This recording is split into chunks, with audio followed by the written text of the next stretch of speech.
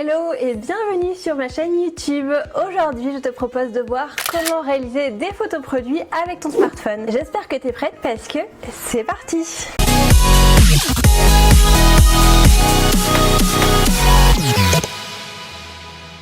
Donc je sais que tu as souvent besoin de faire des photos pour alimenter tes fiches produits, ton site internet, tes réseaux sociaux et pour mettre en valeur tes créations sur le web et les réseaux sociaux. Tu as pas forcément envie d'investir dans du matériel très coûteux et tu te demandes est-ce que c'est une bonne idée de shooter avec ton smartphone? Je te rassure, la réponse est oui. Évidemment, il y a des différences entre un appareil photo et un smartphone et des réglages qui sont plus ou moins avancés sur les smartphones, mais si tu as un smartphone assez récent et de bonne qualité photo, je te garantis que tu pourras avoir des résultats parfaitement bluffants pour un peu que tu saches t'en servir suffisamment. D'ailleurs, j'en profite pour te dire tout de suite que j'ai enregistré une masterclass complètement gratuite sur le sujet pour te donner toutes les clés pour photographier tes créations avec ton smartphone. Je t'invite à la visionner, le lien est dans la description. C'est parti donc pour les conseils pour prendre tes photos avec ton smartphone. On va commencer par quelques conseils de base pour bien réussir tes photos avec ton smartphone. Tout d'abord, comprendre les réglages de l'appareil photo de ton smartphone, bien faire la mise au point pour que ta photo soit nette aux endroits où tu souhaites qu'elle soit nette et comment bien composer tes photos. Première chose, ça va être de comprendre les réglages de ton appareil photo sur le smartphone. Premier conseil que je te donne tout de suite, c'est d'utiliser l'application native de ton appareil photo. Si tu prends des photos avec ton smartphone, peut-être que tu as l'habitude de faire les photos via une application tierce comme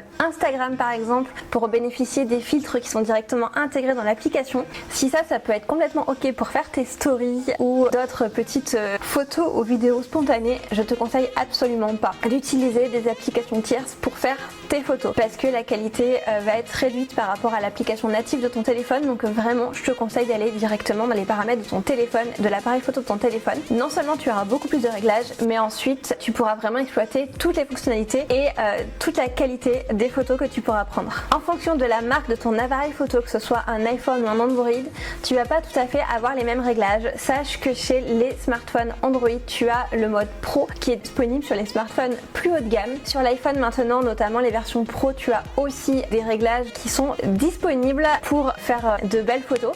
Ce que tu dois connaître principalement, ce sont les réglages de luminosité. Ça, c'est super important. C'est une petite jauge que tu vas avoir sur ton appareil photo. Ça va te permettre d'avoir une photo ni trop sombre ni trop claire et de t'assurer du coup que l'exposition est bonne. Deuxième réglage important, c'est la balance des blancs. Là aussi, c'est une petite jauge que tu vas avoir sur ton appareil photo, sur l'écran tout simplement, qui va te permettre de t'assurer que les couleurs soient bien fidèles. Normalement, cette petite jauge, elle va aller du bleu au jaune et en fait tu vas pouvoir la faire bouger et c'est notamment le cas suivant au moment de la journée auquel tu shootes. Si tu shootes en intérieur ou si tu shootes en extérieur, la luminosité ne sera pas tout à fait la même, la couleur de la lumière ne sera pas tout à fait la même. Donc je t'invite à bien comprendre comment fonctionne ce paramètre et à agir dessus pour avoir des couleurs les plus fidèles possibles à celles de tes créations. Deuxième conseil, si tu fais des photos produits, ce que je te conseille c'est d'utiliser le mode portrait. Je sais pas si tu connais ce mode, mais il est assez révolutionnaire et il existe maintenant sur la plupart des smartphones. Ce mode, il n'est pas juste réservé au portrait. Le mode portrait,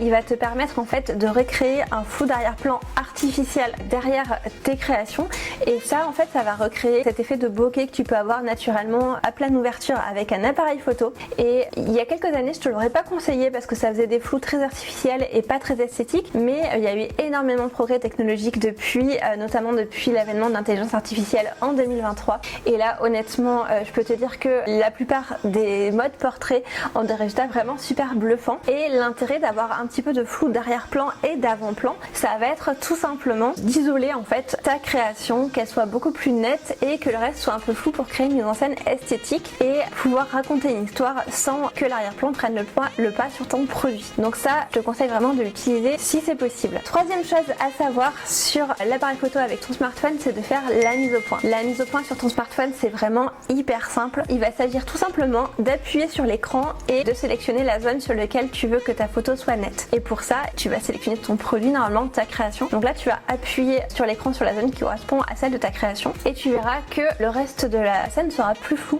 et ta création sera bien nette. C'est un tout petit détail, mais il faut pas oublier de toujours valider ta mise au point et toujours t'assurer du coup que la mise au point soit bien faite sur ta création pour qu'elle soit bien nette. Franchement, c'est quelque chose de très simple à faire. Si jamais ça ne fonctionne pas, c'est possible. Quand tu appuies, ça ne marche pas, ta création reste floue, ta photo reste floue, c'est tout simplement que tu es trop près. Dans ce cas-là, je t'invite à te reculer un petit peu et tu verras, ça devrait fonctionner. Quatrième chose à connaître, c'est faire des jolis cadrages et des compositions. Je t'ai déjà souvent parlé de la règle des tiers, je t'en reparle à nouveau. Tu vas pouvoir faire des photos bien équilibrées et bien composées grâce à cette règle de photographie qui est très connue et qui est vraiment la règle à connaître. Pour ça, je te l'ai déjà dit, je pense, tu sélectionnes, tu découpes ton image en 9 parties, donc avec 2 lignes verticales et 2 lignes horizontales. Et en fait, l'idée, ça va être de placer les éléments forts de ton image aux intersections ou alors sur les lignes de force. Et bien sur ton appareil photo, sur le smartphone, tu sais que tu peux activer la grille, l'option grille ou l'option quadrillage. Et ça,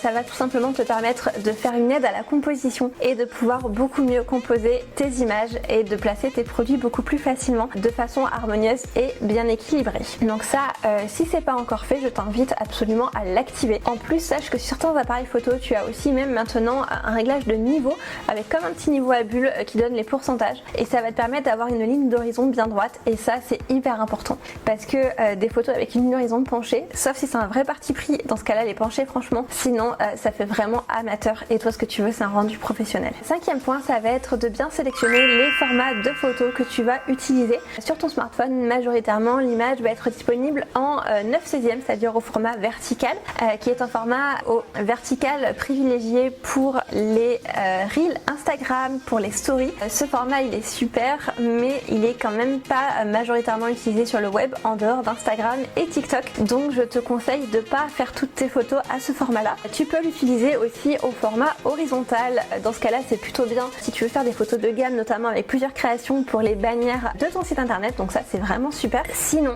je te conseille de choisir un autre format. Normalement, tu as le format 4 tiers qui est disponible aussi, ou alors 3/4 au format vertical, qui est également disponible sur ton smartphone. Ce format, c'est le format qui correspond à peu près au format portrait des posts Instagram et c'est également un format qui sera particulièrement indiqué pour les photos de ton site internet et des fiches produits. Donc je te conseille, pour que tes compositions soient plus harmonieuses et plus équilibrées, de ne pas recadrer tes photos après coup, même si évidemment c'est possible que tu puisses les recadrer quand même pour changer des petites choses, améliorer ton arrière-plan ou mieux composer ta photo, mais en tout cas tu ne devrais pas les recadrer parce que tu n'avais pas le bon format de départ. Donc je te conseille de vraiment sélectionner ce paramètre en amont et de faire tes photos directement au bon format, quitte à faire un tout petit recadrage si le format n'est pas tout à fait le bon, mais en tout cas certainement pas de photographier en 9/16e si tu veux faire un format carré, parce que là il va y avoir des grands pans de ton image qui vont te servir à rien et si tu l'as pas anticipé en amont, ta composition ne sera pas du tout équilibrée et ta photo ne sera pas du tout réussie une fois recadrée. Sixième conseil, c'est la retouche photo. Comme tu sais, retoucher les photos c'est capital pour vraiment terminer ta photo et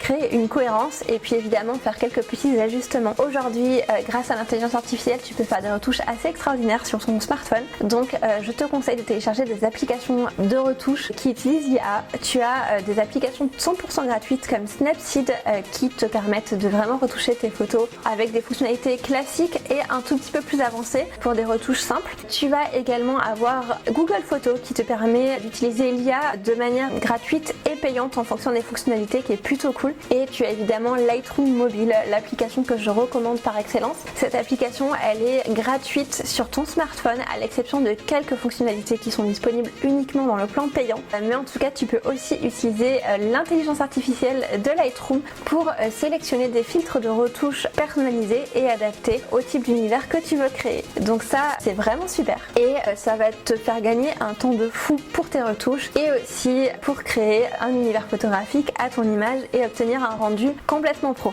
Voilà pour mes petits conseils. J'espère que cette vidéo t'a plu. Si tu veux aller plus loin, je t'invite à nouveau à visionner la masterclass gratuite que je te propose qui explique vraiment concrètement comment prendre de belles photos de tes créations avec ton smartphone. Encore une fois, le lien est dans la description. Si cette vidéo t'a plu, je t'invite à t'abonner et à me laisser un petit commentaire pour me dire ce que tu en as pensé et on se retrouve dans 15 jours pour la prochaine vidéo.